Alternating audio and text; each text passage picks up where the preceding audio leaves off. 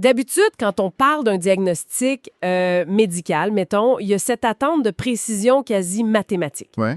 C'est rassurant, en fait. Exact. C'est un peu comme en ingénierie. Tu te casses le bras, la radiographie montre une ligne blanche bien nette. Puis le médecin pointe le doigt sur l'écran en disant que le problème est là, c'est cassé. Et l'esprit humain aime ce qui est visible, ce qui entre dans des cases claires avec des solutions évidentes. On met un plâtre, puis c'est réglé. Sauf que, quand on applique cette même logique pour évaluer la santé institutionnelle d'un pays tout entier, soudainement, la machine à rayon X donne plus de résultats nets. Non, ça devient beaucoup plus flou. Vraiment trouble. Et c'est exactement le cas clinique fascinant qu'on a devant nous aujourd'hui. En fouillant dans une série de rapports d'analyse qui sont massifs et très récents d'ailleurs, on réalise que l'appareil démocratique montre des fractures majeures là où on s'y attend le moins. C'est clair. Aujourd'hui, on fait une analyse en profondeur de l'état de droit d'un pays bien précis, c'est-à-dire la Belgique. Et juste avant d'aller plus loin, je pense que c'est important de poser le cadre pour les gens qui nous écoutent. Ouais, vas-y. Ces sources-là, elles épluchent des enjeux politiques qui sont hyper inflammables. On parle de documents qui montrent les actions de l'extrême droite, de l'extrême gauche, puis des politiques migratoires d'une grande dureté. Fait que l'idée ici n'est absolument pas de prendre parti. Exactement. Ni pour, ni contre ces idéologies. On fait littéralement une autopsie institutionnelle à froid. L'objectif, c'est de décortiquer les faits de manière strictement impartiale pour comprendre les mécaniques d'un phénomène qui est global. Et le paradoxe qui saute aux yeux en lisant ces documents, c'est vraiment le profil du patient, mettons. La Belgique, c'est la capitale du compromis pacifique. C'est le cœur de l'Europe, tu sais. C'est le siège de l'Union européenne.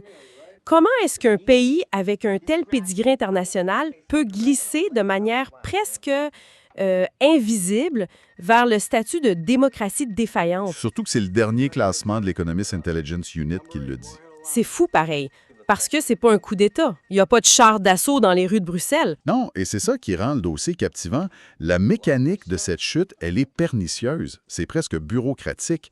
C'est une lente érosion de l'état de droit. Fait que par où on commence pour voir ça? Pour comprendre, il faut garder là où la machinerie de l'État refuse ouvertement, de manière assumée, de se plier à ses propres lois. Et le symptôme le plus flagrant dans les rapports, c'est la gestion de la crise de l'asile. Ah oui, et les documents montrent que c'est plus du tout perçu comme un simple problème logistique, genre un manque de lits. C'est décrit comme une politique délibérée. Totalement. Les chiffres donnent le vertige.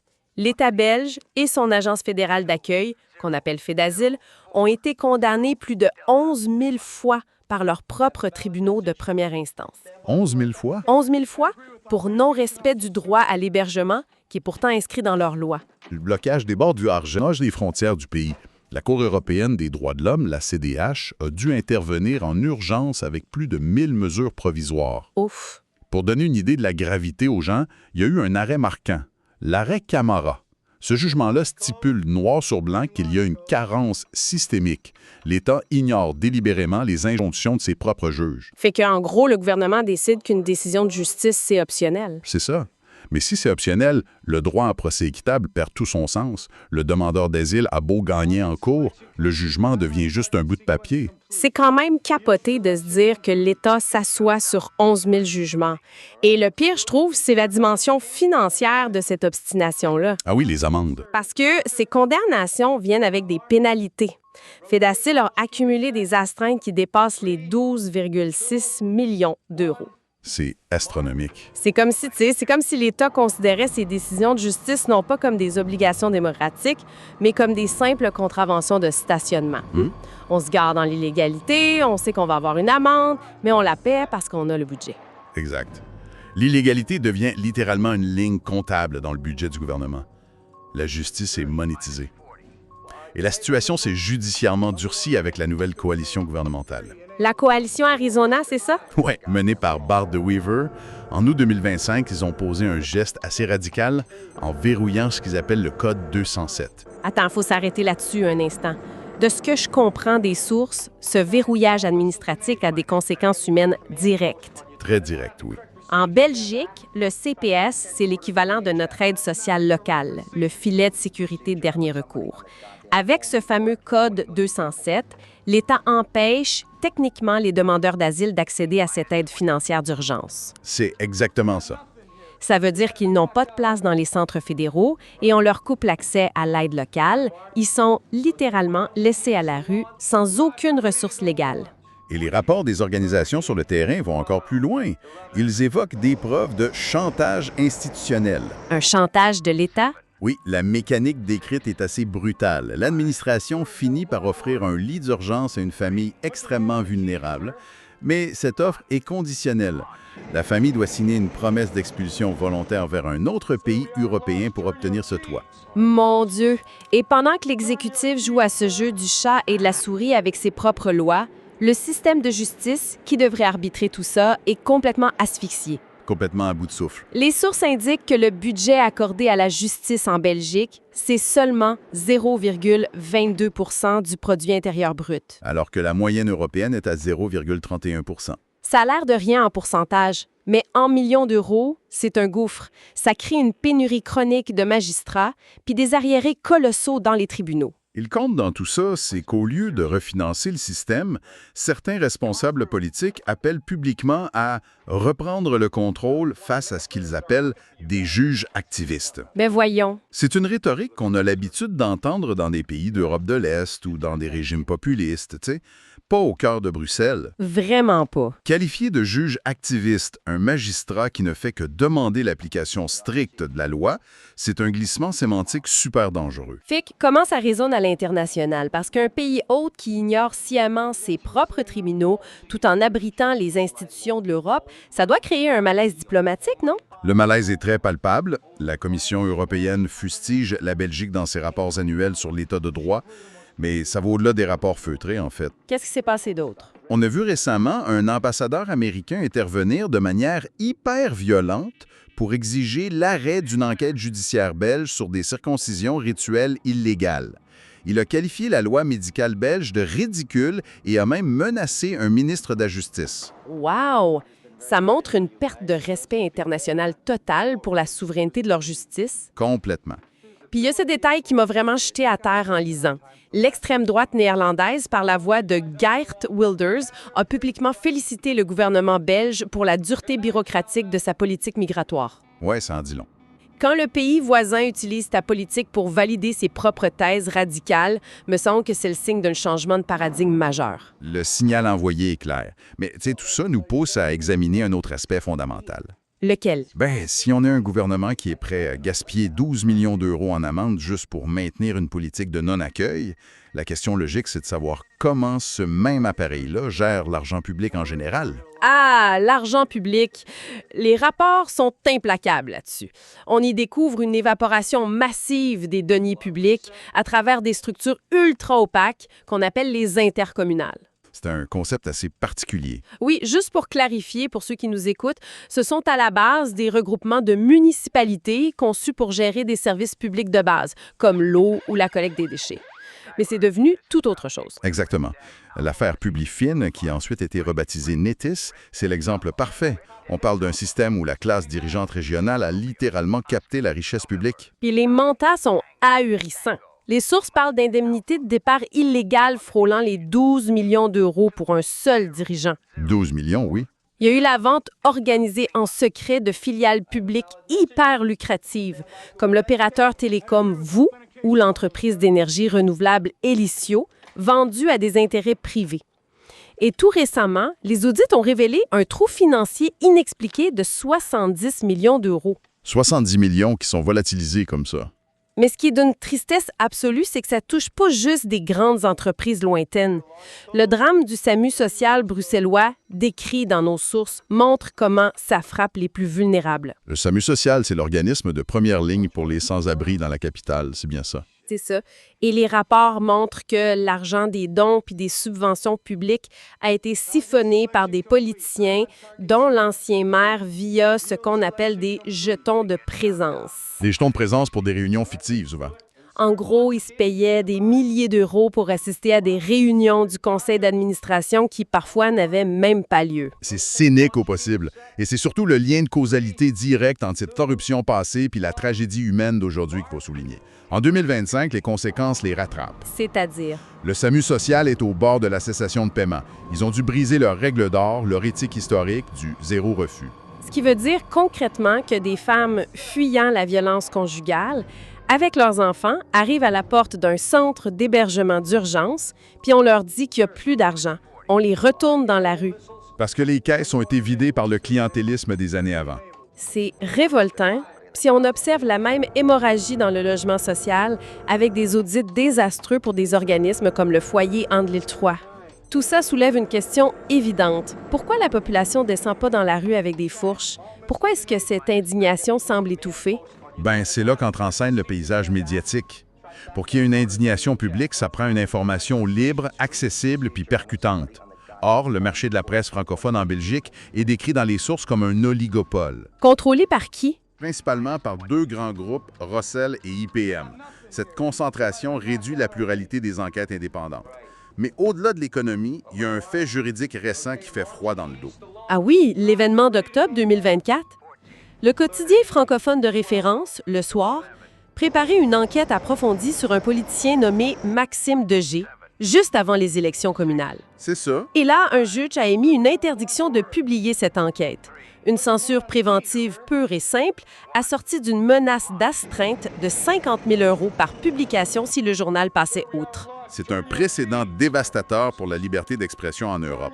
Attends, il faut vraiment qu'on décortique comment c'est possible légalement, la censure préventive par un juge pour protéger un politicien en pleine période électorale. C'est le genre de choses qu'on s'attendrait à lire dans un rapport sur un régime autoritaire. Je le sais, c'est fou. La Constitution belge de 1831, elle interdit formellement la censure préarabe, non, Cécile? Comment ils arrivent à justifier ça? C'est un tour de passe-passe juridique fascinant, mais redoutable. Vu que l'article 25 de la Constitution interdit la censure de la presse, les politiciens visés par des enquêtes vont pas devant les tribunaux classiques pour diffamation après publication. Ils contournent le système. Ils font quoi d'abord? Utilisent des procédures d'urgence, souvent devant le tribunal de l'entreprise, l'équivalent d'un tribunal de commerce, où ils agissent en référé civil. Fait qu'ils utilisent le droit commercial pour faire taire des journalistes? Exactement. Ils invoquent une notion de volonté de nuire et plaident que leur droit à la réputation ou au respect de la vie privée risque de subir un dommage irréparable si l'article sort. Et le juge accepte ça? Le magistrat qui siège en urgence assimile l'enquête journalistique à une faute civile. Et paf, il prononce une ordonnance de suspension. Ce n'est techniquement pas de la censure de presse au sens strict du 19e siècle. Mais le résultat est exactement le même. Le pouvoir judiciaire devient un outil pour bâillonner la presse. C'est ça. Et l'autocensure s'installe naturellement dans les rédactions, parce qu'aucun média veut risquer la faillite avec des amendes de 50 000 €. C'est clair. Et pendant que les grandes enquêtes sur les trous de 70 millions d'euros sont ralenties ou bloquées, qu'est-ce qu'on offre à la place comme contenu au public? De la diversion. C'est ce que les rapports pointent, une diversion éditoriale systémique. La grande chaîne privée, RTL-TVI, diffuse aux heures de grande écoute des émissions avec des titres chocs comme « Sans boulot »,« Tous fraudeurs ». Le mécanisme sociologique derrière ça y est très documenté. Ça polarise l'attention du public sur la fraude sociale marginale en ciblant les personnes les plus précaires. On sature l'espace cognitif du citoyen avec l'image du chômeur qui profite du système. Ce qui détourne la colère légitime loin des dérives de l'élite politique et financière. Exactement. Ce contrôle narratif et financier est incroyable. Mais pour opérer à ce niveau-là, pour verrouiller la justice, les médias puis les fonds publics, ça prend un centre de commandement intouchable. Absolument. Comment ces politiciens échappent-ils aux sanctions des parlements qui sont censés les surveiller? Ça nous mène au cœur absolu de ce système-là. La particratie. La particratie, c'est la confiscation totale du pouvoir par les états-majors des partis politiques.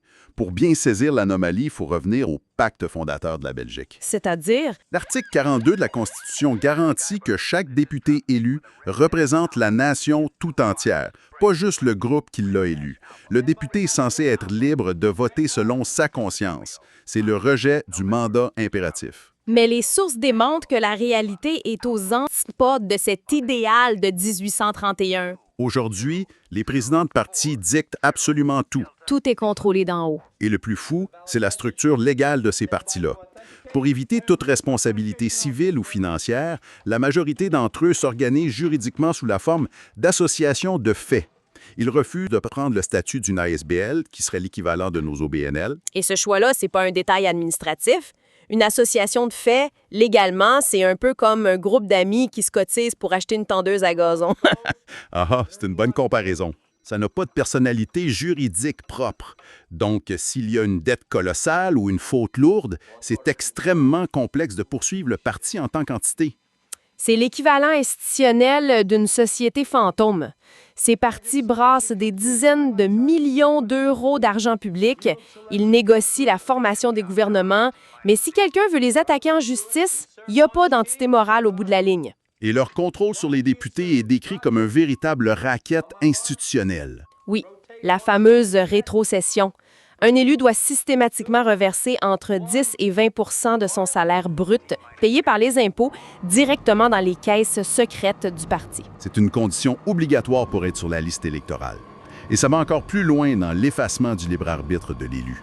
Les rapports font état d'une pratique où les candidats doivent signer des lettres de démission en blanc avant même le jour de l'élection. Attends, il signe une démission non datée avant même d'être élu. Sérieux? Souvent oui, sous la pression de l'état-major. Si le député décide de voter contre la ligne du parti, le président a juste à dater la lettre puis la remettre au Parlement. Le député perd son siège instantanément. Ça pulvérise complètement l'article 42 sur la liberté de vote. Et le paradoxe de tout ça, c'est le financement. L'État finance massivement ses partis via une loi adoptée en 1989. L'article 15 ter de cette loi. Exact. Ça stipule qu'on peut couper les vivres publics à un parti s'il se montre hostile aux droits humains, par exemple envers la Convention européenne. C'est très bien. Mais l'audit juridique soulève une faille monumentale. Laquelle? La loi ne prévoit aucune sanction financière pour un parti qui viole l'article 42 de la Constitution. Et c'est de cette faille-là qu'émerge une stratégie légale théorique brillante évoquée dans les documents qu'on appelle l'audit contentieux. L'idée, c'est d'utiliser le système judiciaire comme un cheval de Troie.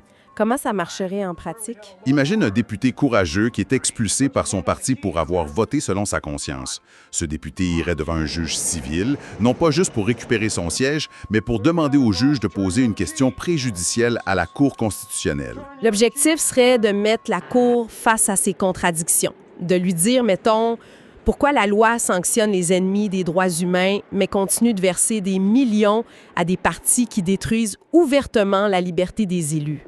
Exactement. Le but, c'est de forcer la plus haute juridiction du pays à encadrer enfin le pouvoir de ces associations de fait. Parce qu'en ce moment, avec ces millions publics, les partis contournent aussi les plafonds de dépenses électorales. Ils investissent des sommes colossales dans la publicité numérique non régulée sur les plateformes de la Silicon Valley, échappant à tout contrôle. C'est ça. On a affaire à des machines politiques blindées de tous les côtés. Juridiquement et financièrement. Mais tu sais, le test ultime d'une machine politique, c'est sa capacité à gérer l'État. Et quand on regarde les faits, dès que ces partis doivent collaborer pour former un gouvernement fédéral, le moteur s'étouffe complètement. Et ça explique la chute drastique du pays dans les classements internationaux.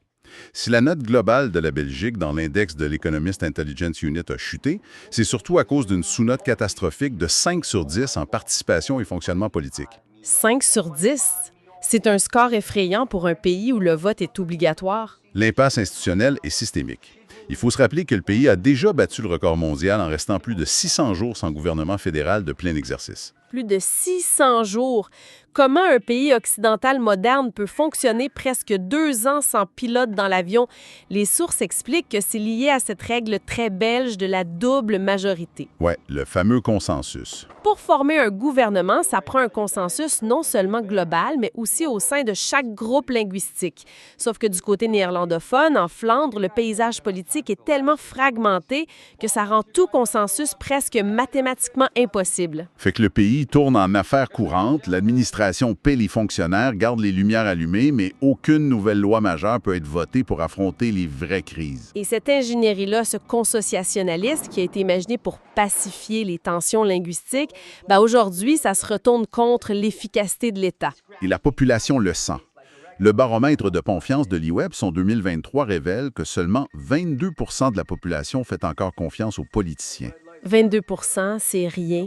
Pourtant, la fracture n'est pas totale envers le concept de l'État lui-même. Le sondage montre que 83 % des citoyens croient toujours fermement à la sécurité sociale. Fait que les gens croient au filet de sécurité, mais détestent ceux qui le gèrent. surtout quand l'indice de bien-être pour le quart le plus pauvre de la population a chuté de 23 %. La fracture sociale est béante. Et au milieu de tout ça, il y a la question ultra délicate du cordon sanitaire mis en place contre l'extrême droite. C'est un point philosophique majeur dans nos sources. Oui, d'un côté, on a un système qui bloque l'accès au pouvoir d'un parti perçu comme intolérant pour protéger les valeurs démocratiques.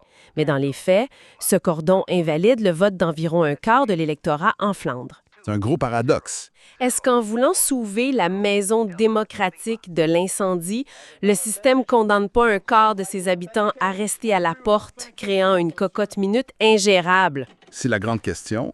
La particratie essaie de gérer des crises modernes hyper complexes avec les vieilles méthodes de pacte d'élite négociés à huis clos. Et la population refuse d'être administrée depuis des tours d'ivoire. C'est ce qui déclenche l'apparition de ce qu'on pourrait appeler des anticorps citoyens.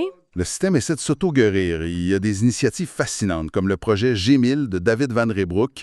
L'idée, c'est d'injecter du tirage au sort de citoyens ordinaires directement dans le processus parlementaire. Ça a d'ailleurs commencé dans la communauté germanophone. Il y a aussi eu cette décision de la Cour constitutionnelle qui a forcé l'intégration des jeunes de 16 et 17 ans dans le processus électoral pour 2024. Ça fait entrer 280 000 nouveaux électeurs dans l'équation. Ce qui a relancé un débat très épineux sur l'éducation. Comment on prépare ces jeunes-là? Le projet de créer des cours de philosophie et de citoyenneté forts se heurte au veto du puissant réseau de l'enseignement catholique. À cause de l'article 24 de la Constitution sur la liberté d'enseignement. Exactement. L'État se cogne encore contre ses propres verrous historiques. Et dans ce tourbillon de blocage, l'ironie suprême repose au sommet de l'État. Face à des dirigeants politiques qui peinent à atteindre 25 % de confiance, la monarchie ressort renforcée. C'est assez inattendu. Le roi Philippe affiche un taux de satisfaction frôlant les 6 sur 10. Lui et la princesse héritière Élisabeth sont perçus comme les ultimes arbitres stables de ce chaos.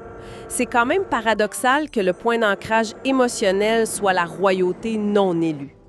Ça démontre à quel point la légitimité fonctionnelle des élus s'est effondrée.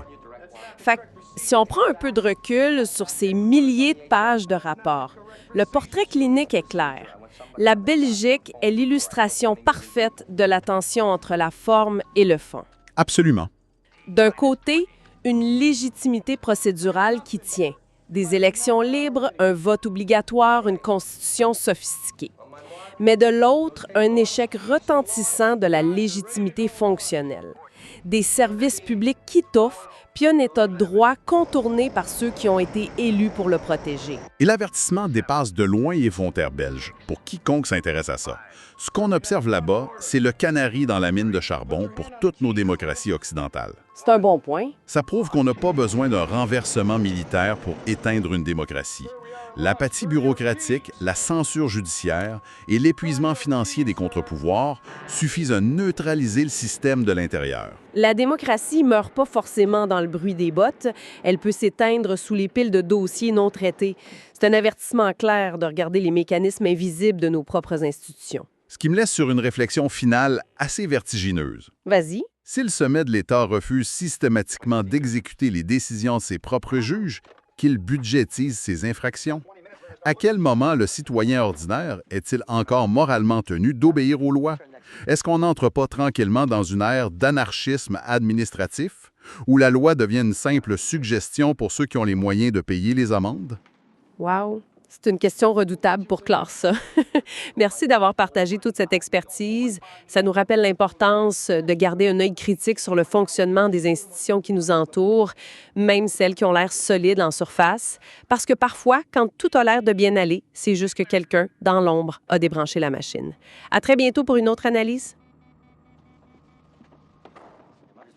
D'accord, décortiquons tout ça. Pensez juste un instant à un magnifique bâtiment patrimonial. Le genre de bâtisse historique qui a l'air super solide de l'extérieur. C'est ça. La façade est impeccable, la pierre est noble, ça projette vraiment l'image même de la stabilité. Mais quand on entre à l'intérieur, on réalise avec effroi que les poutres maîtresses sont complètement rongées par les termites. Ah ouais, l'édifice tient encore debout, mais uniquement par la force de l'habitude. Exactement. Et c'est en plein l'image qui s'impose quand on se penche sur l'immense pile de rapports d'audits puis d'enquêtes judiciaires publiées entre 2024 et 2026 concernant la Belgique. Un dossier assez lourd, hein? Vraiment lourd. On s'entend, historiquement, cette nation-là est perçue comme le cœur pacifique de l'Europe, la championne incontestée du compromis politique. Mais aujourd'hui, de nombreux observateurs diplomatiques la qualifient, de façon assez brutale d'ailleurs, de honte internationale. C'est un revirement de situation majeur. Absolument. D'ailleurs, petite précision essentielle pour ceux qui nous écoutent avant de plonger là-dedans, les sources qu'on analyse aujourd'hui brassent très large et écorchent pas mal toute la classe politique belge, de la gauche jusqu'à la droite. Personne n'est épargné dans ces documents. Non, c'est clair. Les critiques envers l'appareil d'État sont féroces. Fait que l'objectif de notre analyse d'aujourd'hui, c'est absolument pas de prendre parti, de juger ou d'endosser ce qui est dit. On veut simplement rapporter factuellement comment la mécanique a pu s'enrayer de cette façon-là d'après les documents originaux eux-mêmes. Et le tableau brossé par ces documents-là est, pour être tout à fait franche, assez stupéfiant. Ce qui est fascinant ici, c'est qu'on parle pas du tout d'un effondrement spectaculaire. Il n'y a pas d'armée dans les rues, là. Non, c'est ça. Il n'y a pas de chars d'assaut dans les rues de Bruxelles, il n'y a pas de coup d'État militaire diffusé à la télévision. Ce que les rapports décrivent, c'est une dégradation procédurale pernicieuse. Pernicieux, c'est le bon mot. C'est un démantèlement de l'État de droit qui se fait presque bureaucratiquement, à huis clos.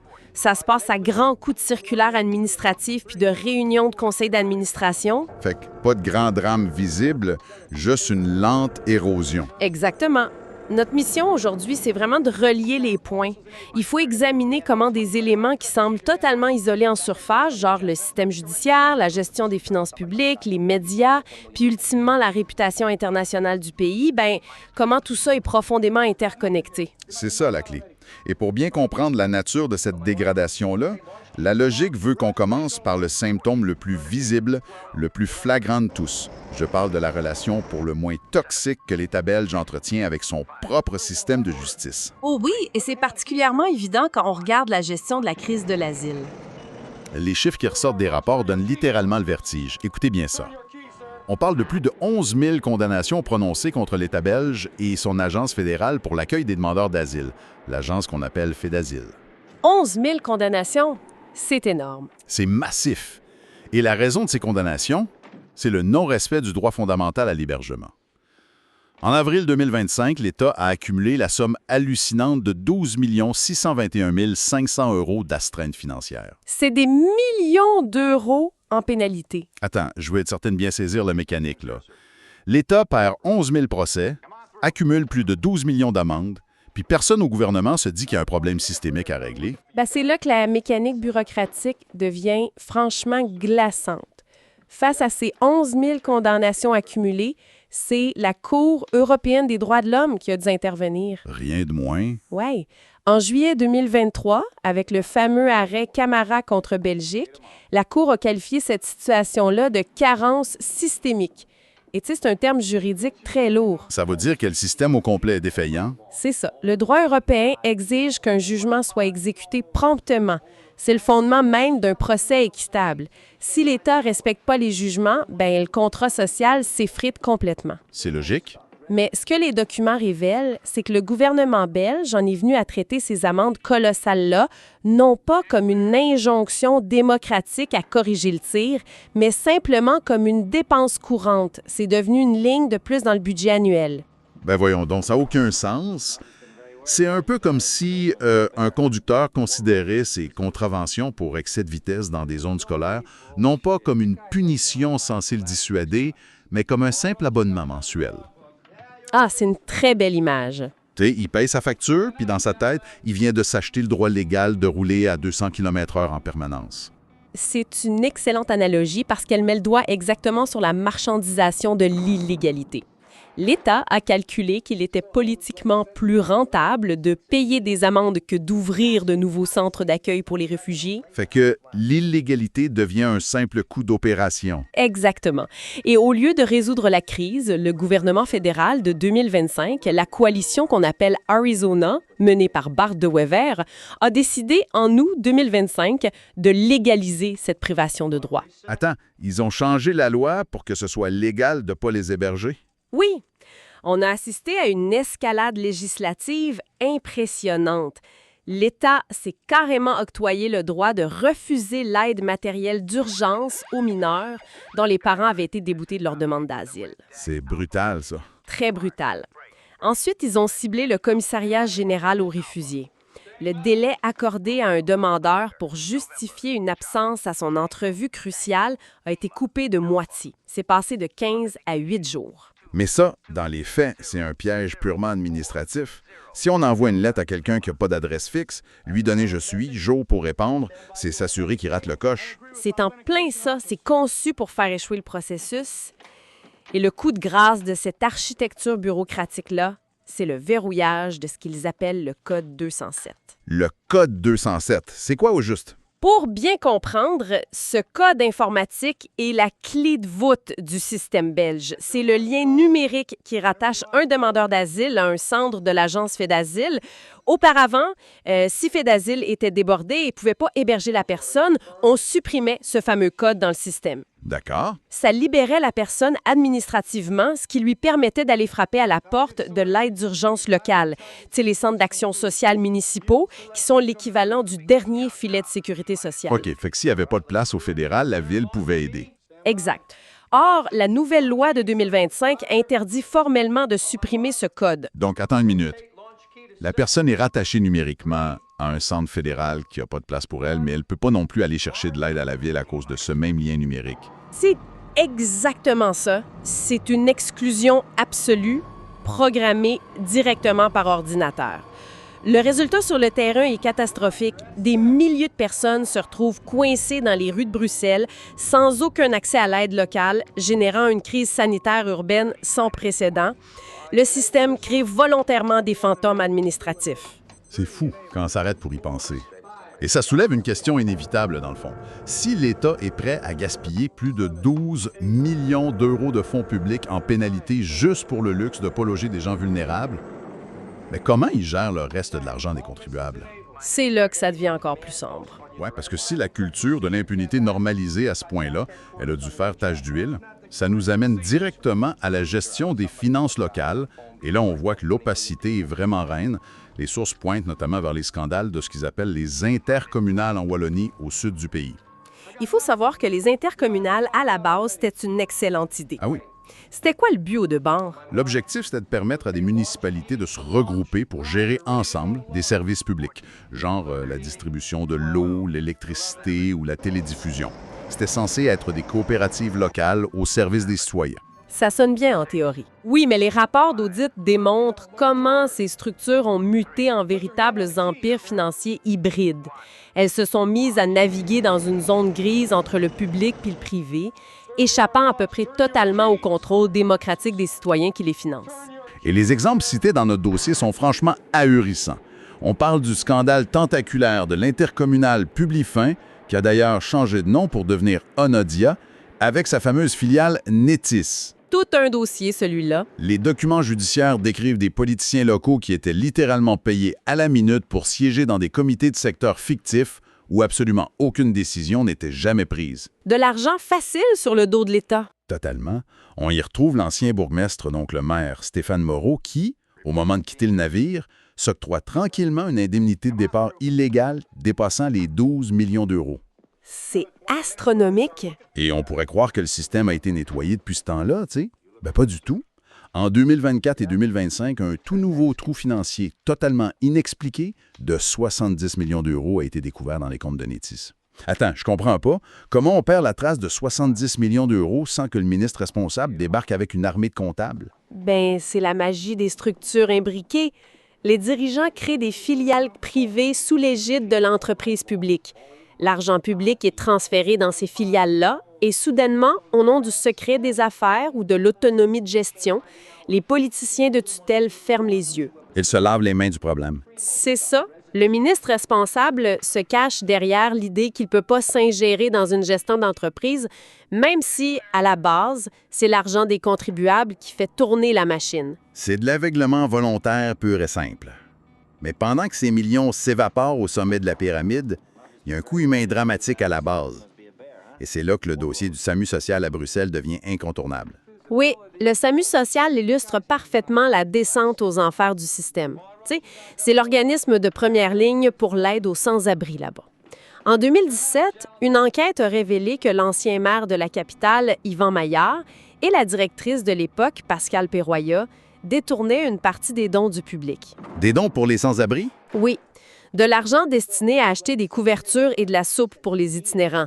Ils utilisaient ça pour se payer des jetons de présence lors de réunions fantômes. C'est révoltant. Le procès pénal a traîné en longueur pour n'aboutir qu'en 2026. Mais l'effet à long terme de ce scandale est dévastateur. La confiance du public et des donateurs a été complètement détruite. Résultat direct de ça, en septembre 2025, l'institution est tellement exsangue financièrement, tellement au bord du gouffre, qu'elle doit prendre une décision tragique. Elle annonce l'abandon de son principe fondamental du zéro refus femmes. Ouf. Ce qui veut dire concrètement que des femmes qui se présentaient aux portes de l'organisme, parfois en fuyant des situations de violence conjugale inouïes en pleine nuit, ont dû être renvoyées dans la rue, et ça simplement parce que les coffres avaient été siphonnés par des politiciens des années auparavant. C'est exactement ça, la conséquence directe de la corruption. Honnêtement, le niveau de défaillance est tel qu'on en vient à se demander si c'est juste de la mauvaise gestion systémique ou une négligence quasi intentionnelle. Regardons l'audit d'avril 2026 sur les sociétés de logement social, comme le foyer Anderlecht-Toi. C'est capoté. Oui, les constats sont désastreux. On y décrit une absence totale de règles pour l'octroi des contrats de marché public, des arriérés locatifs gérés carrément à l'aveuglette et des immeubles laissés dans une insalubrité chronique. Il y a des quartiers sous haute tension sociale, comme le fameux complexe du Peter-Beauce, où l'insécurité puis le délabrement des infrastructures sont rendus si graves que même les médecins généralistes refusent de s'y rendre. Ils fuient les lieux. Et c'est pas juste limité à Bruxelles ou à la Wallonie. C'est ça. Pour pas cibler qu'une seule région, les rapports de l'agence d'audit flamande, Audit Flanderen, au nord du pays, relèvent des faiblesses exactement similaires en matière d'opacité budgétaire. Si on relie toutes ces pièces du casse-tête ensemble, on constate que l'argent public disparaît par dizaines de millions au niveau des élites dirigeantes, pendant que les services de base, ceux qui assurent la cohésion sociale, s'effondrent à vue d'œil. Fait que la société se désagrège de l'intérieur. Et ça soulève inévitablement une question existentielle pour n'importe quelle démocratie. Où sont les chiens de garde? Quand on a 11 000 condamnations judiciaires ignorées par le gouvernement, puis un trou de 70 millions dans une société parapublique, la vraie question, c'est de savoir pourquoi les médias, pourquoi la presse de masse fait pas trembler les fondations du Parlement tous les matins. L'explication se trouve dans l'écosystème médiatique lui-même, qui est profondément malade. Les données fournies par le Conseil supérieur de l'audiovisuel, le CSA, sont accablantes. On parle d'un indice de concentration du marché de 81 % dans la presse francophone belge. 81 %, c'est un monopole de fait. Absolument. L'information, c'est plus un marché d'idées, c'est un oligopole contrôlé quasi exclusivement par deux géants de l'édition, le groupe Rossel puis le groupe IPM. Le problème, c'est que les administrateurs de ces mastodontes médiatiques sont très souvent liés de près ou de loin au pouvoir politique. Les mêmes pouvoirs qu'accordent d'ailleurs des subventions faramineuses à la presse. Ça crée un conflit d'intérêts massif. C'est le moins qu'on puisse dire. Dans ce contexte-là, le taux censure devient même plus un choix pour les journalistes. C'est un pur mécanisme de survie professionnelle. Mais c'est ici que ça devient vraiment intéressant et très inquiétant, parce qu'on dépasse le stade de la simple autocensure. L'automne 2024 a marqué le retour historique d'un concept qu'on pensait révolu, la censure préalable. C'est un point de bascule majeur dans cette chronologie. Historiquement, la Constitution belge de 1831 est très claire là-dessus. Elle interdit formellement la censure préventive. On ne peut pas empêcher un média de publier avant qu'il le fasse. Exactement. On peut poursuivre un journal pour diffamation après une publication, mais on ne peut pas l'empêcher de publier.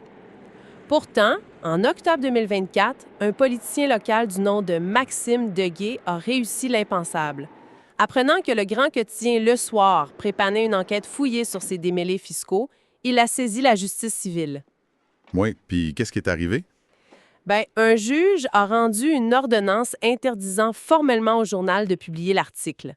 Puis pour s'assurer du silence de la rédaction, le juge a assorti cette interdiction-là d'une menace d'astreinte colossale, 50 000 € d'amende par publication de l'enquête. Mais voyons donc, c'est littéralement comme si l'État débarquait pour confisquer les presses avant même que l'encre de l'article soit sèche. C'est une tactique qu'on associe normalement à des régimes autoritaires, pas à l'Europe de l'Ouest. Non, c'est du jamais vu récemment. Le danger, c'est que l'utilisation de la justice commerciale pour intimider financièrement les médias d'investigation, Ça détruit le dernier rempart de l'État de droit.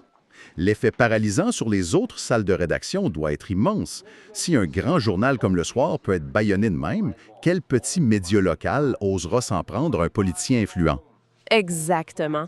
Et ça crée un vide éditorial, parce que si les médias de masse peuvent plus ou veulent plus enquêter sur les puissants, il faut quand même bien qu'ils remplissent leur grille horaire puis qu'ils génèrent des coûts d'écoute. C'est la nature de la bête. Fait que c'est là qu'on observe ce que les sociologues appellent une stratégie de diversion éditoriale. Pour compenser, la machine médiatique se tourne vers les cibles les plus faciles. Elle tape sur les plus faibles. L'exemple le plus flagrant cité dans les rapports, c'est une émission de télévision diffusée sur la grande chaîne privée RTL-TVI en novembre 2025. Ah oui, l'émission de Christophe Deborsou. Voilà. L'émission s'intitulait « Sans aucune nuance, sans boulot, tous fraudeurs ». Le ton était super agressif, ciblant spécifiquement les chômeurs de la région wallonne, ce qui a déclenché une controverse nationale énorme. Les chômeurs, quelque part, volent peut-être quelques centaines d'euros à la société, mais personne ne regarde les 70 millions qui sont volatilisés dans les conseils d'administration du Netis. C'est le but de la diversion. L'appareil médiatique, incapable de mordre les élites de peur de perdre ses subventions, de se prendre des amendes de 50 000 euros, recadre tout le débat public pour cibler la précarité. Et le pire, c'est que cette diversion médiatique-là arrive pas par hasard. Elle prépare le terreau psychologique parfait pour justifier les politiques économiques très dures du gouvernement. Ah, tout est lié. Ça permet à la coalition Arizona de 2025-2026 de faire passer une austérité d'une sévérité inédite. D'un côté, on impose de limiter strictement dans le temps les allocations de chômage. On durcit l'accès aux revenus d'intégration sociale, qui est vraiment l'aide de dernier recours, en exigeant des parcours civiques obligatoires de plus en plus punitifs pour les citoyens les plus vulnérables. Et c'est là qu'on frappe le paradoxe budgétaire ultime de toute cette histoire-là. Parce que le discours officiel, c'est de dire qu'il faut serrer la ceinture, que les caisses sont vides, puis que chaque sou compte. Mais en même temps, ce même gouvernement s'est opposé à l'application de l'impôt mondial minimum de 15 % sur les multinationales. Un choix purement politique. Les analyses économiques jointes à notre dossier indiquent que cette décision politique-là, à elle seule, prive volontairement le Trésor belge d'environ 1,5 milliard d'euros de recettes fiscales potentielles chaque année. C'est faramineux comme perte. Donc, si on résume la logique, on tolère une évasion fiscale quasi institutionnalisée au sommet de la pyramide, on ignore les rapports de la Cour des comptes qui dénoncent des millions d'euros perdus en gabégie au niveau régional, mais on va presser le citron du citoyen ordinaire sous prétexte qu'il faut absolument équilibrer le budget de la nation. Et le gouvernement n'est pas naïf. Il sait très bien que cette injustice perçue-là, ce deux poids deux mesures constant, ça va finir par provoquer des remous majeurs dans la population. Ben, c'est clair que les gens vont pas se laisser faire éternellement. En anticipation de la grogne sociale prévisible, le pouvoir a commencé à resserrer l'étau législatif. Ils ont fait avancer des lois extrêmement restrictives, la plus connue étant la fameuse loi Kentin. Sous le vernis tout à fait légitime du maintien de l'ordre public, cette loi donne aux autorités des pouvoirs très larges pour restreindre le droit d'association. Et concrètement, sur le terrain, ça ressemble à quoi, ça? Ça veut dire qu'on peut limiter la présence des piquets de grève devant les entreprises et surtout qu'on peut tenir les organisateurs d'une manifestation civile pénalement puis financièrement responsables si jamais des débordements ont lieu. Wow! Fait que c'est un risque énorme pour eux. Ce qui a un effet dissuasif massif, oui. Si un leader syndical risque la faillite personnelle parce qu'un agitateur anonyme a brisé une vitrine lors d'une marche pacifique, plus personne prend le risque d'organiser des manifestations. C'est redoutable d'efficacité. Quiconque écoute ceci et s'intéresse à la santé des institutions démocratiques doit réaliser à quelle vitesse les garde-fous peuvent être légalement démantelés de l'intérieur en utilisant la loi elle-même comme outil. C'est fascinant et terrifiant à la fois. Mais on s'entend que dans un monde hyperconnecté, ce genre de démantèlement finit toujours par attirer l'attention. Et c'est là que le dossier devient vraiment international. Le contraste entre la vieille image diplomatique de la Belgique, la patrie des droits de l'homme, le siège des institutions européennes, et cette réalité beaucoup plus sombre de 2026 a déclenché une véritable pluie de blâme à travers le monde. Le mot est faible. La pression internationale est devenue virulente. La Commission européenne elle-même, l'institution qui siège pourtant à Bruxelles, a formellement fustigé la Belgique dans ses rapports annuels sur l'état de droit en 2024 et 2025. Elle a pointé spécifiquement les menaces qui pèsent sur l'indépendance de sa justice. Venant de l'Europe, c'est une sacrée gifle. Oui, le puissant réseau européen Liberties a franchi un cap supplémentaire en incluant le pays dans sa liste noire du déclin démocratique pour 2026. Et sur le terrain de l'humanitaire, des ONG d'envergure comme Amnesty International puis Médecins sans frontières sont allés jusqu'à accuser explicitement le gouvernement belge d'infliger de manière délibérée des souffrances inhumaines aux populations migrantes. C'est des mots extrêmement forts. Mais là où ça devient complètement surréaliste, c'est que cet affaiblissement-là de l'autorité morale du pays crée une brèche pour de l'ingérence étrangère ouverte. Parfois même, c'est carrément humiliant. Il faut absolument qu'on parle de cet incident diplomatique qui a éclaté en février 2026 avec les États-Unis. Ah oui, l'incident avec Bill White? Exact. L'ambassadeur américain en poste à Bruxelles, Bill White, nommé par l'administration Trump, a décidé d'intervenir publiquement puis de manière très agressive dans une enquête sanitaire purement interne à la Belgique. Les autorités médicales belges enquêtaient sur des individus qui pratiquaient des circoncisions sans posséder aucune licence médicale valide. Une question de santé publique de base, au fond. C'était une enquête de routine pour faire respecter la loi. L'ambassadeur américain est sorti dans les médias pour qualifier cette enquête-là d'antisémite. Et il ne s'est pas arrêté là. Il a ouvertement menacé d'interdire l'accès au territoire américain au ministre belge de la Santé, Frank Vandenbroek. Puis malgré le tollé, il a catégoriquement refusé de s'excuser. Cet incident-là est crucial parce qu'il illustre la perception de la Belgique à l'étranger. Ouais, ça montre une faiblesse. Clairement, quand un ambassadeur étranger se permet de dicter publiquement à un ministre d'un État souverain la manière dont il doit appliquer son propre code de santé publique en le menaçant de sanctions personnelles, ça démontre que la souveraineté juridique du pays impose plus le respect. L'État belge est désormais perçu sur la scène internationale comme une entité profondément affaiblie et malléable. Et pourtant, au milieu de cet océan de condamnation puis d'humiliation diplomatique, le gouvernement belge a reçu un grand compliment. Mais est-il le genre de compliment qui ressemble davantage au baiser de la mort? Oui, l'ultime ironie de toute cette crise. Le politicien d'extrême droite néerlandais, Geert Wilders, a pris la parole pour louer publiquement le gouvernement belge de 2026. Il faut souligner que ce gouvernement se présente fièrement comme centriste, modéré puis rationnel. Pourtant, Wilders l'a qualifié de véritable modèle à suivre pour toute l'Europe, spécifiquement pour la fermeté implacable de sa politique d'immigration. Ce qui en dit long sur la réalité des politiques appliquées. En d'autres termes, un gouvernement de coalition traditionnel a réussi, à force de brutalité bureaucratique, de codes informatiques bloqués puis d'amendes ignorées, à instaurer exactement la politique anti-migrants radicale que l'extrême droite populiste néerlandaise rêve d'appliquer, mais qu'elle peine à légaliser dans son propre pays. En fin de compte, si on doit tirer une leçon de toute cette pile de documents de la période 2024-2026, c'est un rappel brutal que la démocratie libérale puis l'État de droit sont pas des blocs de béton immortels, ce sont jamais des acquis perpétuels. C'est un travail de tous les jours. Absolument. Le cas d'école de la Belgique démontre avec une précision chirurgicale qu'il n'est pas nécessaire d'avoir une révolution violente pour renverser un système de l'intérieur. Il suffit de quelques ingrédients. Une apathie bureaucratique profonde, une presse muselée par des oligopoles et des menaces financières, puis un pouvoir exécutif qui décide peu à peu de traiter l'autorité du pouvoir judiciaire avec un mépris poli mais total. Fait que la banalité du mal, mais version papasse. C'est l'accumulation de tout ça qui peut transformer le cœur même de l'Europe en un véritable contre-modèle démocratique. On fait leur œuvre dans l'ombre. Et si la capitale de l'Europe, le symbole du compromis, peut démanteler ses propres lois fondamentales sans faire de bruit, sans tirer un seul coup de feu, simplement à coup de réunions administratives prolongées, de coupes budgétaires ciblées, puis de blocage de codes informatiques, c'est une réflexion qui donne furieusement envie de creuser le sujet davantage. Définitivement. Est-ce que le véritable danger pour nos démocraties modernes occidentales, finalement, c'est pas tant le dictateur tonitruant qu'on voit venir à des kilomètres avec ses grands discours, c'est peut-être plutôt le bureaucrate silencieux qui décide simplement un mardi matin devant son café que l'injonction d'un juge est au fond qu'une suggestion optionnelle. Le système est beaucoup plus fragile qu'il n'y paraît.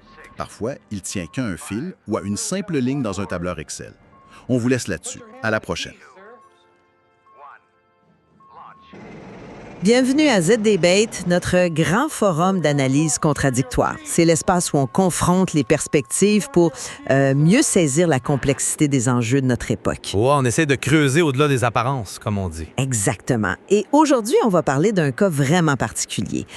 Imaginez un instant un pays qui abrite le cœur battant de l'Union européenne. La fameuse capitale de l'Europe, tu sais. C'est ça. Un pays dont les diplomates n'hésitent pas à faire la leçon au reste du monde sur, genre, la primauté du droit. Ils distribuent les bons et les mauvais points à des nations comme la Hongrie. Ben, c'est leur rôle sur la scène internationale, on va dire. Sauf que, quand on regarde dans l'arrière-boutique de ce même gouvernement, il refuse catégoriquement d'appliquer plus de 11 000 décisions rendues par sa propre justice. 11 000, c'est quand même un chiffre qui donne le vertige. Totalement. Alors aujourd'hui, on plonge au cœur d'un paradoxe fascinant et, soyons honnêtes, un peu cynique. On va analyser la Belgique actuelle, le grand écart entre sa théorie démocratique et sa pratique. Et c'est vrai que le contraste est frappant. D'un côté, on a une légitimité procédurale qui est indéniable. Ouais. Tu sais, des élections libres, transparentes, une constitution robuste. Mais de l'autre côté, on observe une légitimité fonctionnelle qui semble en chute libre avec un État paralysé. Un État qui est carrément englué dans sa propre complexité, oui. Exactement. Et souvent inapte à gouverner d'une manière efficace. La question, c'est de savoir pourquoi. Fait que c'est notre question centrale aujourd'hui. Ce modèle démocratique belge, est-ce que c'est devenu une vaste hypocrisie technocratique en faillite? Ou bien, et ça va être ma position aujourd'hui, est-ce que ces lourdeurs ahurissantes sont le prix tragique mais rationnel à payer pour maintenir l'unité d'un pays divisé? Alors que, pour ma part, mon postulat est très clair. La Belgique s'offre d'une défaillance fonctionnelle tellement grave qu'elle ruine sa légitimité. Ses leçons de morale à l'international sont rendues pas mal indécentes. Je m'attendais à ce que tu sois sévère.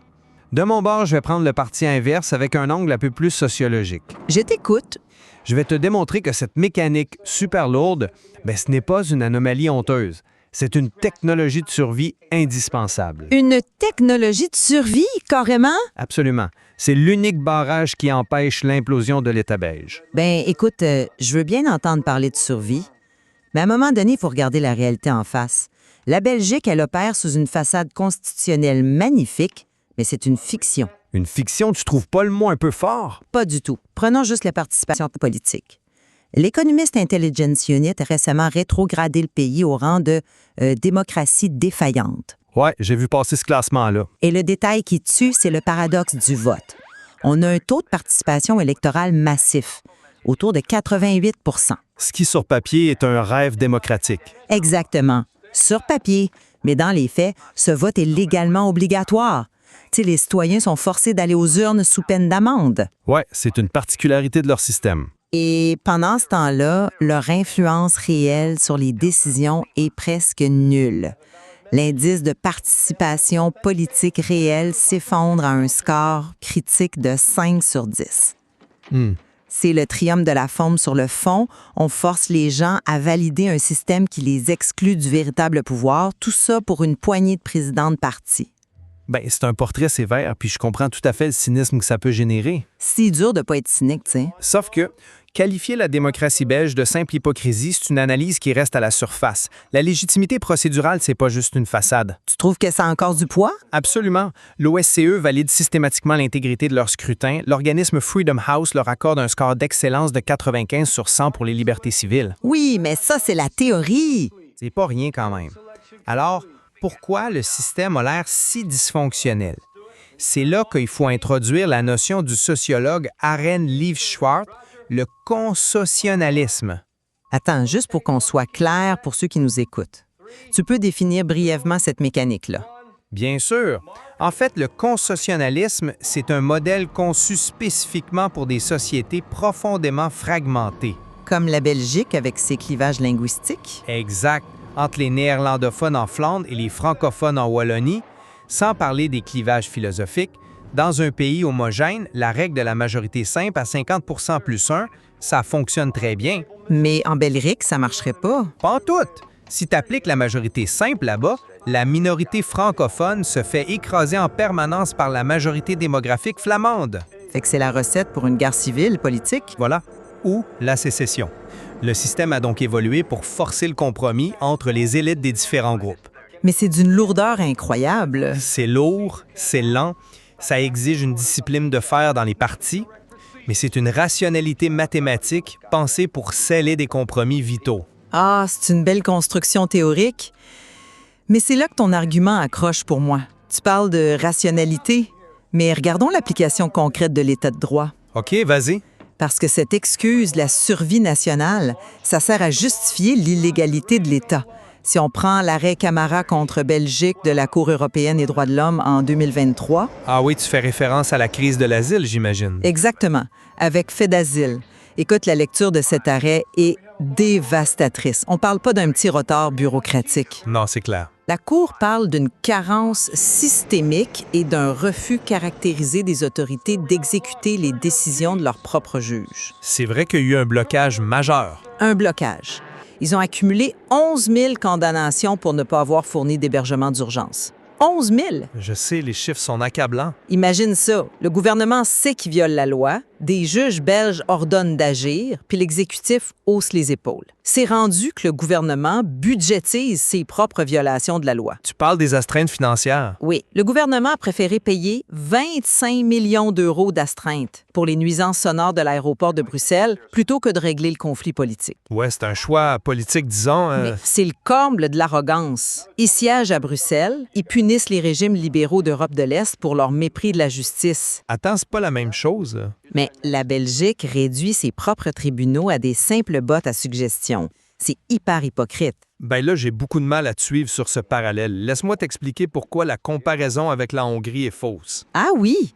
Pourtant, ignorer un juge, c'est ignorer un juge. Oui, mais l'intention est différente. En Europe de l'Est, quand le gouvernement attaque un juge, c'est pour consolider un pouvoir autoritaire fort. Il centralise le pouvoir, ouais. En Belgique, c'est exactement l'inverse. C'est la fragilité extrême du pouvoir, son impuissance, qui explique ses défaillances. Tu veux me faire croire qu'il viole la loi par faiblesse? Absolument, je minimise pas les constats de la Commission européenne, mais il faut comprendre la double majorité. Vas-y, explique-nous ça. En Belgique, un gouvernement, c'est presque toujours une coalition asymétrique. Tu vas avoir des libéraux flamands qui doivent gouverner avec des socialistes francophones. Des gens qui n'ont rien en commun. Rien du tout. Leurs électorats demandent des choses diamétralement opposées. Fait que sur un sujet comme l'asile, ça bloque. Exact. Si le premier ministre décide d'appliquer immédiatement la décision du juge, une partie de sa coalition va voir ça comme une trahison et va quitter le gouvernement. Fait qu'il préfère l'illégalité à la chute du gouvernement. C'est un dilemme permanent. C'est comme désamorcer une bombe à deux fils. Si tu coupes un fil sans l'accord de l'autre camp, tout explose. Et boum! Crise politique. Exactement. Alors parfois, oui, l'État préfère payer des astreintes financières que de faire sauter la paix institutionnelle. C'est ça la réalité. D'accord, mais en acceptant cette logique, tu m'amènes directement à la source de la paralysie. Si le gouvernement est figé, qui détient réellement le pouvoir? Les partis politiques, qu'on s'entend là-dessus? Certainement pas les parlements. L'article 42 de la Constitution est pourtant clair. Les élus représentent la nation entière et exercent un mandat libre. Sur papier, oui. Mais dans la pratique, cet article est bafoué au quotidien. Sais-tu c'est quoi le taux d'alignement des votes au sein de la majorité parlementaire belge? Je sais qu'il est très, très élevé. Il est de 99,73 %. Ouais, c'est de la discipline militaire. Moins de 1 % de dissidence. C'est d'une rigidité soviétique. Les députés sont juste des pousseurs de boutons professionnels. C'est l'argument classique contre la particratie, je te l'accorde. Mais c'est parce que le vrai pouvoir a été confisqué par ce qu'ils appellent le Kern, ce conseil restreint avec juste 5 ou 6 présidents de parti. Le noyau dur du pouvoir, ouais. Ils s'enferment à huis clos, négocient en secret, et après, les parlements font juste jouer les chambres d'enregistrement. Je suis pas en désaccord sur les faits, mais pose-toi la question des conséquences concrètes. De quoi tu parles? As-tu considéré l'alternative mathématique? Reprenons mon analogie de la bombe à deux fils. OK, on y retourne. Pour qu'un président de parti francophone et son homologue flamand arrivent à un accord sur des enjeux existentiels, ils doivent faire des concessions hyper douloureuses. Ils doivent vendre ça à leurs électeurs après. C'est ça. Ils vont devoir défendre l'indéfendable. Fait qu'ils ont besoin d'une garantie en béton que l'accord va passer au vote. Sans quoi, personne ne prend de risque. Exactement. Si l'article 42 s'appliquait à la lettre, le risque de rébellion serait énorme. À la première pression d'un maire local, quelques députés flancheraient et la coalition s'effondrerait. Et on retourne à une crise politique. On parle d'un pays qui a mis 541 jours pour former un gouvernement en 2010. Oui, ça avait fait les manchettes mondiales, je m'en souviens. Sans cette garantie de loyauté absolue imposée par les présidents de parti, t'as pas de compromis intercommunautaire. Et sans compromis, C'est la sécession. voilà, la particratie, c'est un mal nécessaire pour empêcher la dislocation de l'État. C'est pas joli, mais ça marche. Je vois la mécanique, OK, mais tu parles de la particratie comme d'une noble gardienne de la paix. Ben, dans les faits, oui. Sauf que si ce système est si parfait pour la survie, pourquoi il génère un rejet social aussi profond? Les gens aiment pas la politique, c'est pas nouveau. C'est plus que ça. Le baromètre social de la Wallonie montre qu'à peine 22 de la population a confiance dans ses parlements. 22 C'est bas, c'est clair. Parce que les partis n'ont pas juste confisqué le pouvoir idéologique, ils l'ont monétisé, Oula, le terme monétisé est très chargé. mais il est justifié. Regarde l'hypertrophie des cabinets ministériels. Au lieu d'avoir une administration publique neutre comme ici au Canada, un ministre belge s'entoure de dizaines de conseillers nommés politiquement, Les fameux cabinettards, ouais. qui répondent juste aux partis. D'ailleurs, le GRECO, l'organe anticorruption du Conseil de l'Europe, a tapé du poing sur la table. Ils ont activé la règle 32. Ouais, la procédure de non-conformité. Ce qui est rarissime, c'est le bouton d'alarme nucléaire du GRCO. L'État belge refuse de réguler le lobbying ou d'encadrer les conflits d'intérêts dans ses cabinets. Je te concède que l'opacité est un vrai problème là-bas. Et la cerise sur le gâteau, c'est le financement. Près de 109 millions d'euros d'argent public versé aux partis chaque année. C'est une grosse somme, c'est sûr. Les partis sont devenus des rentiers d'État. Ils accumulent des millions en immobilier pendant que la justice manque de fonds. Mais il faut remettre ça en perspective. Ce financement public massif il a été mis en place dans les années 80 pour une raison précise. Ah oui, laquelle? Extraire les partis de la corruption privée. À l'époque, les politiciens dépendaient des grandes entreprises, ça menait à des scandales de pots de vin monumentaux. Les tensions étaient louables, peut-être, mais le résultat, c'est un cartel fermé. C'était une mesure d'assainissement démocratique à la base. Sauf que maintenant, ça étouffe les nouvelles formations politiques. Comment tu veux avoir une égalité des chances quand les partis au pouvoir se votent leurs propres subventions? C'est un argument de poids. Mais dire que le système est une forteresse impénétrable, c'est ignorer les anticorps que la Belgique développe en ce moment. Des anticorps, tu penses à quoi? Parce que le système classique est sclérosé, la Belgique devient un laboratoire mondial d'innovation démocratique. Tu veux parler des assemblées citoyennes, genre? Exactement. Face au cynisme, ils intègrent des commissions délibératives basées sur le tirage au sort. Ouais, des beaux projets pilotes. Non, pas juste des petits projets. En Wallonie, au Parlement bruxellois, ils ont des panels mixtes avec des élus et des citoyens. OK. Et en communauté germanophone, en Ostbelgien, ils ont carrément institutionnalisé un conseil citoyen permanent. Ce conseil peut contraindre le Parlement à se saisir de certains sujets. C'est quand même pas eux qui votent les lois à la fin. Ça démontre quand même une société capable de se réinventer en dehors du modèle partisan. Le système est en mutation. C'est un beau narratif de laboratoire, tu sais. Mais redescendons sur Terre. Ces commissions-là ont ultimement qu'un pouvoir consultatif. C'est un début. C'est une vitrine pour calmer la grogne. Quand vient le temps de voter le budget ou de nommer des administrateurs, qui reprend le contrôle? Le Cairn. Voilà. Les présidents de parti en secret. La réalité matérielle, c'est l'impuissance de l'État sur ce qui compte vraiment. La capacité d'un État à respecter ses propres lois est morte. Mais la structure institutionnelle, elle, tient toujours bon face au choc. C'est ça l'important. Tu trouves que c'est suffisant? L'État de droit est sous pression, je l'admets. Les 3 plus hautes juridictions du pays ont même publié un mémorandum incendiaire en 2024 contre le gouvernement. Ce qui prouve que c'est grave. Oui, mais le simple fait que des juges suprêmes puissent publier ça sans être purgés ou mis à la retraite de force, Ce qui arrivera en Hongrie? exact. Ça prouve que la séparation des pouvoirs existe encore. Le système n'a pas basculé dans l'autoritarisme. OK, je vois la nuance. Prenons un autre exemple de l'efficacité de ce modèle, le fameux cordon sanitaire. Malgré une pression énorme de l'extrême droite en Flandre, les partis ont maintenu une discipline implacable pour les tenir à l'écart du pouvoir exécutif.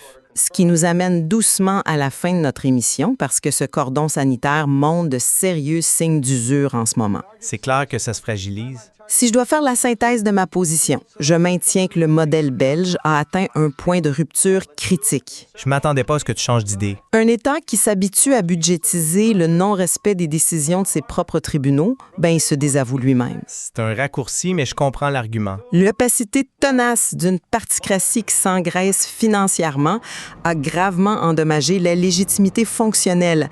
La Belgique frôle l'illégitimité par épuisement de ses résultats, tout simplement. Et pour ma conclusion, je reviens à mon point de départ. Ce qu'on observe en Belgique, c'est pas une dérive hypocrite. C'est quoi d'abord? C'est un exercice d'équilibrisme désespéré et honnêtement assez admirable quand on comprend les forces tectoniques en jeu. Admirable, le mot est fort.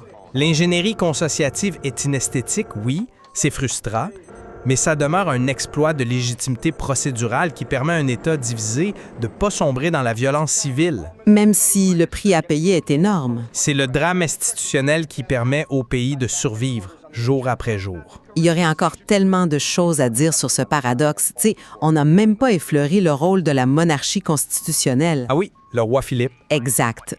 Qui agit comme l'ultime modérateur neutre, un peu comme un thérapeute de couple national quand les politiciens se parlent plus. Ça prouve à quel point la complexité du pays échappe au jugement binaire. En fin de compte, on vous laisse, chers auditeurs, avec cette réflexion. Jusqu'où la simple survie d'un État divisé justifie-t-elle de sacrifier l'efficacité concrète de l'État de droit? C'est la grande question. La question, c'est peut-être de savoir combien de temps encore les coutures de ce système ultra tendu pourront tenir avant de céder définitivement. Merci de nous avoir accompagnés dans cette discussion et à très bientôt. Salut tout le monde!